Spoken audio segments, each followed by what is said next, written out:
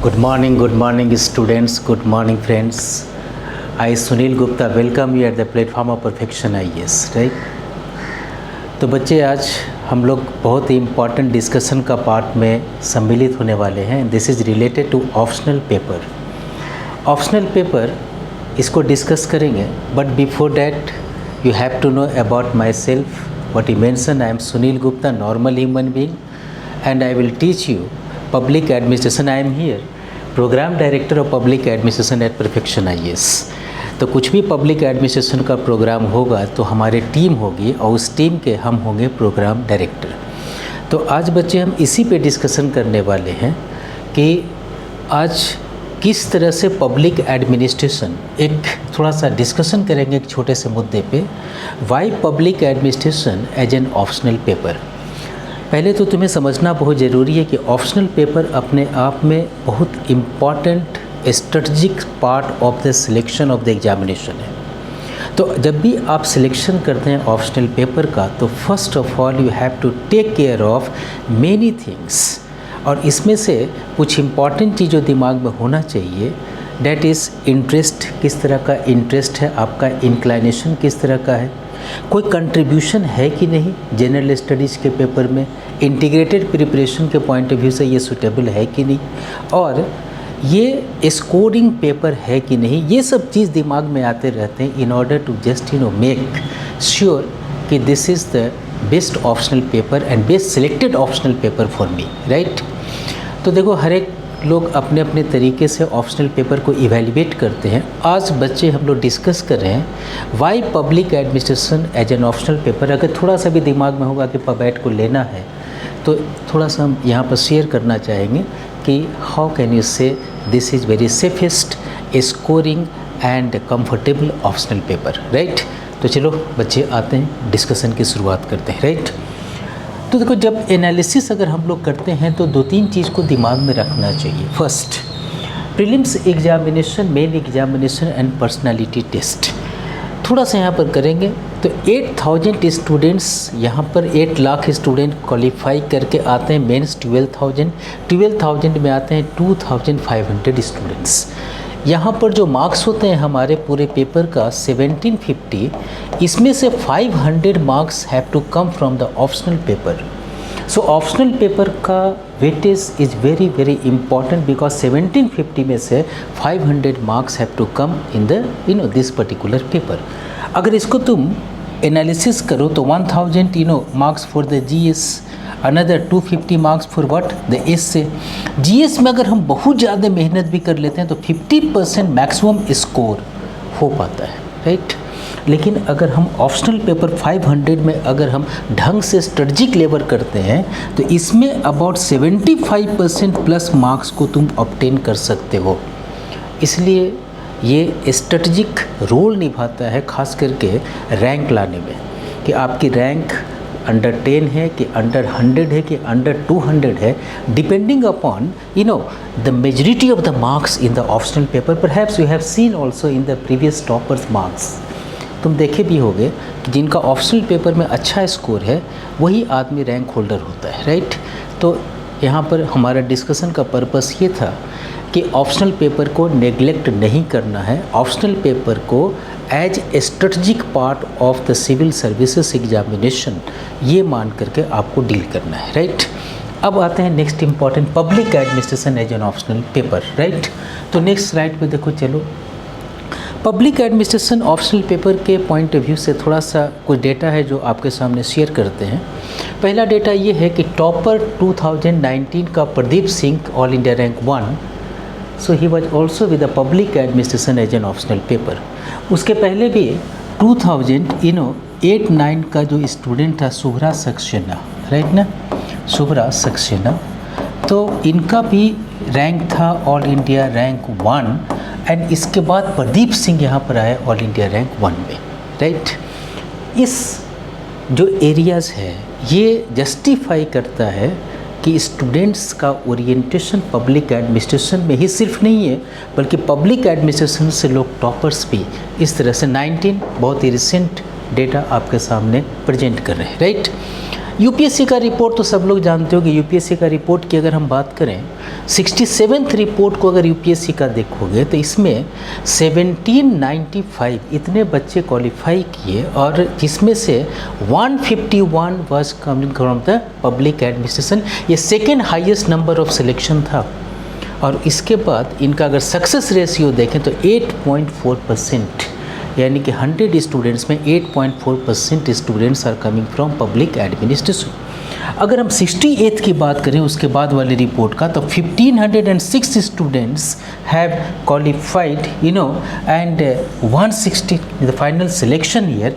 ये जो था ना वो मेन में क्वालिफाई किए थे और ये फाइनल सिलेक्शन हुआ था इनका, राइट। ये मेन में इतने लोग क्वालिफाई किए, फाइनल सिलेक्शन इनका इतना हुआ। तो अगर फाइनल सिलेक्शन में हम बात करें तो success ratio is said to be the 10.6%।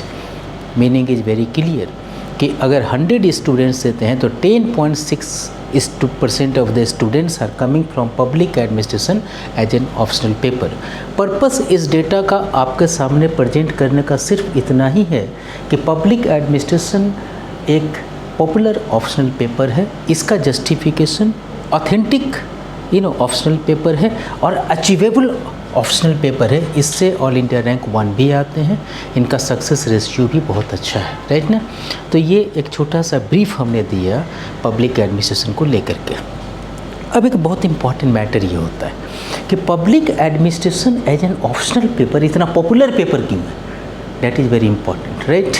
तो देखो, as far as the my analysis with experience of the my teaching experience of the my internship and the experiment with my students, जो हमें feedback मिला उससे कुछ चीज़ का अंदाज़ा लगा। इसके कारण हमें लगता है कि शायद ये फैक्टर्स अवेलेबल रहे होंगे in order to make public administration as an optional paper, right. अब देखो क्या क्या फैक्टर्स हमें जो दिखे।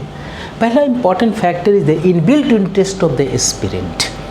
एस्पिरेंट का इनबिल्ट इंटरेस्ट है। देखो, कुछ ऑप्शनल पेपर ऐसे होते हैं जिसमें आपको इंटरेस्ट जगाना पड़ता है। फॉर एग्जांपल लिटरेचर, कुछ बच्चे ले लेते हैं लिटरेचर का पेपर।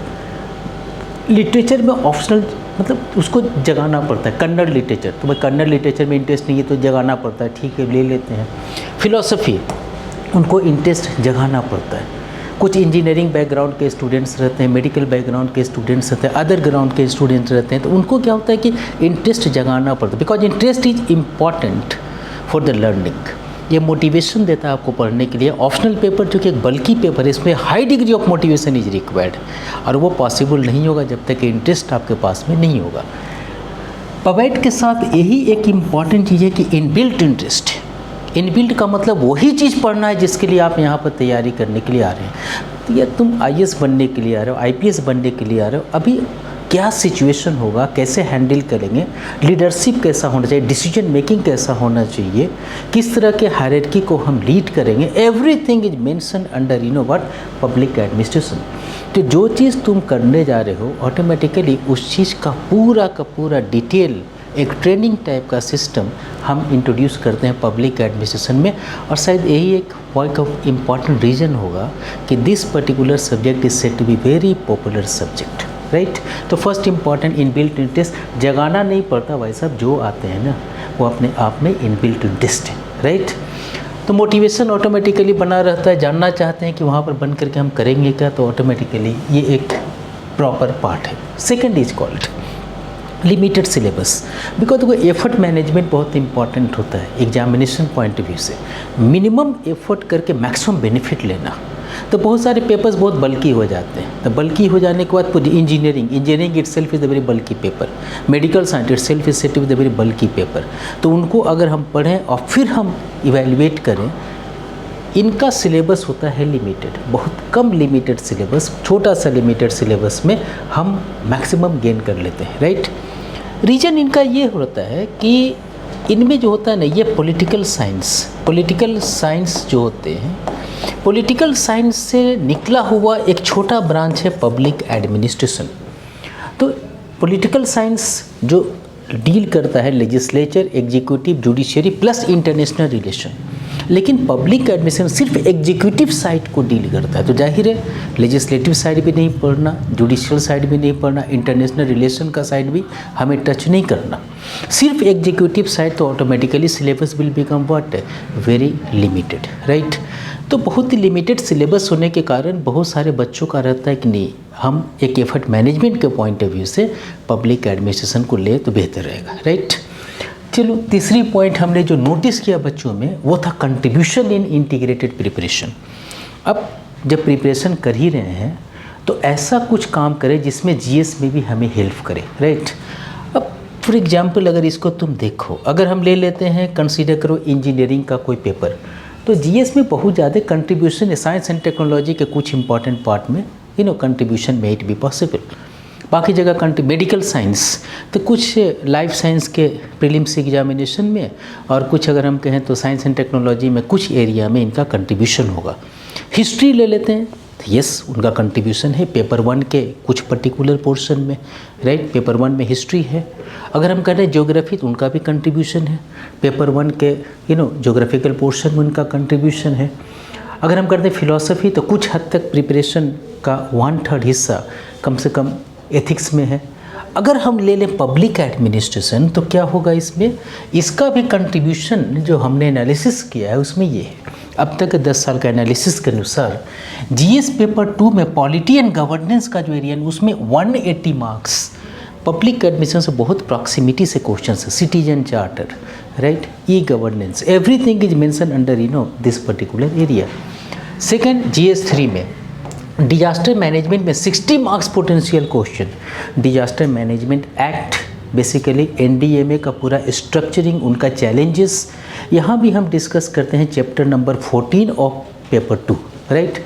डिजास्टर मैनेजमेंट एक टॉपिक है हमारा, तो जाहिर है उसका पूरा कंट्रीब्यूशन इसको जाता है। जीएस 3 में security issue 40 marks potential, security issue की बात करें तो law and order administration chapter number 13 जो होता है ना पेपर 2 का, पूरा डेडिकेटेड है कि किस तरह के लॉ एंड ऑर्डर चैलेंजेज है, कितने चैलेंजेज आते हैं, किस तरह के हमने रिफॉर्म्स कर रखा है, सेकंड ARC का क्या ओरिएंटेशन है, पुलिस कमीशन का क्या रिपोर्ट्स था, everything is mention under this one जो हम लिखते हैं यहाँ पे। और पेपर 4 में केस स्टडी की बात अगर हम करें, यहाँ से 120 मार्क्स का क्वेश्चन इन जनरल आते रहे, कभी कभी 125, कभी कभी तो 140 तक मार्क्स आ जाते हैं इसमें, कुछ अगर केस स्टडी के अदर एरिया को भी अगर हम हटा दें तो ये पर्टिकुलर मार्क्स तो मिनिमम है कि पब्लिक एडमिनिस्ट्रेशन से अटैच्ड है। अगर आप पेपर 4 में जो हम केस स्टडी बता रहे हैं ना आपको, अगर आप देखेंगे पेपर, उसमें लिखा रहता है कि अगर आप डिस्ट्रिक्ट कलेक्टर हैं, ऐसे सिचुएशंस आ गए तो आप करेंगे क्या, तो क्या करेंगे, तो ऑटोमेटिकली अगर अप्रोच सही है तो आपको क्लियर कट ओरिएंटेशन देता है मुझे यही करना, राइट। तो ये जो एरिया है जीएस 2, 3 मतलब डिजास्टर मैनेजमेंट, सिक्योरिटी इशू और केस स्टडीज़, एथिक्स में, ये अगर कंट्रीब्यूशन का एरिया निकाल लें तो this is the very huge contribution in general studies.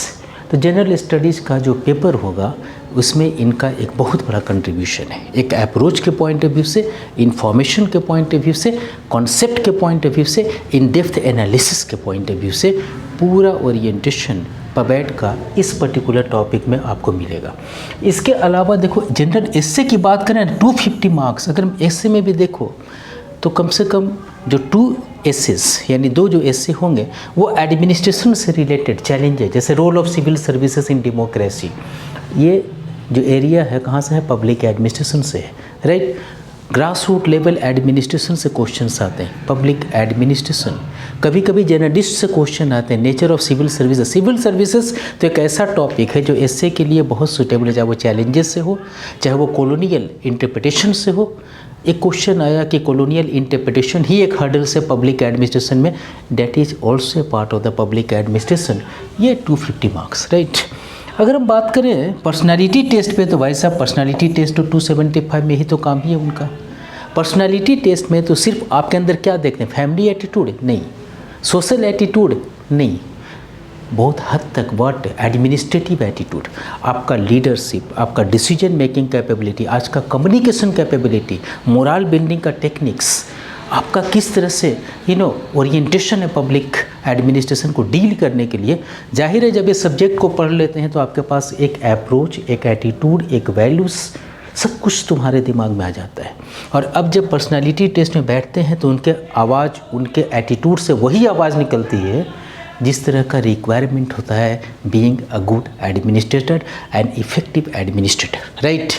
तो अगर तुम देखोगे तो इतने कंट्रीब्यूशन है हमारे पब्लिक एडमिनिस्ट्रेशन का इन जनरल स्टडीज़ में भी, पर्सनालिटी टेस्ट में भी और एसए के पेपर में तुम्हारे सामने बिल्कुल एकदम कॉन्सेप्चुअल क्लियरिटी के साथ डील किया हुआ है। Based upon that you can justify कि अगर हम 500 का मार्क्स को पढ़ते हैं तो इतने मार्क्स हमारे बोनस मार्क्स के रूप में क्रिएट होते हैं, राइट ना। तो एक तो छोटा डिस्कशन हो गया इसके ऊपर। कुछ लोगों को हमने देखा क्या है कि इस पर्टिकुलर एरिया में कि स्कोरिंग इन नेचर, अब कुछ लोग का मानना है कि यार पबैड में ना स्कोर नहीं होता, राइट। पहले होता था, आजकल नहीं होता। कुछ लोगों के बीच में भी एक र्यूमर है। बट अगर तुम देखोगे डेटा तो बड़ा हैरान रह जाओगे। हमारे स्टूडेंट सपने डेटा में यहाँ पे अंजू, ये बच्ची 272 रैंक लाई है, जबकि पबैड में मार्क्स था 333। शायद इसी पबैड के मार्क्स के कारण उसको सिलेक्शन हुआ, रैंक आया 272। अगर जीएस का मार्क्स इनको थोड़ा सा सपोर्ट कर देता तो हो सकता है कि अंडर 10 में इनका रैंक होता, राइट। 333 मार्क्स, 300 प्लस मार्क्स अगर आता है ऑप्शनल पेपर में 500 में तो इसको हम कहते हैं एक्सीलेंट मार्क्स। और 333 मार्क्स से इस अंकिता चौधरी को देखिए 14th रैंक लाई है, 314 मार्क्स के साथ पब्लिक एडमिनिस्ट्रेशन में। Sushant Singh 189th rank 310। उसी टाइप अंकुर कौशिक को देखिए 37, 300 मार्क्स। ये जस्टिफाई करता है मार्क्स। ऐसे तो थोड़े से एग्जाम्पल्स हमने अपने स्टूडेंट्स का दिया है, ऐसे तो एग्जाम्पल्स भरे पड़े हैं जिसमें 300 प्लस मार्क्स वाले काफ़ी लोग हैं इसमें। और 300 प्लस में जिसका भी मार्क्स आता है that is set with the excellent marks in the optional paper, right.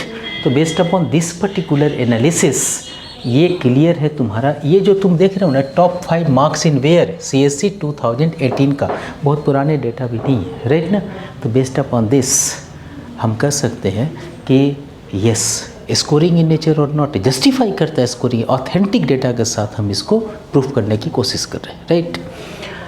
चलिए अब इतना कुछ जब हम लोग जान ही चुके हैं तो अब इसी के साथ में अब अपने ऊपर तुम पूरी तरह से कॉन्सेंट्रेट कर लेना, देख लेना कि यहाँ पर लिमिटेड सिलेबस है कि नहीं, तुम्हारे पास में इंटरेस्ट इन बिल्ट है कि नहीं, स्कोर एंड एवरीथिंग। अपने तरफ से जो एक ऑप्शनल नहीं तो मेंटर को जो बोलना होता है आपने अपने तरफ से बोल दिया, खुद इवैल्यूएट करके डिसाइड कर लेना।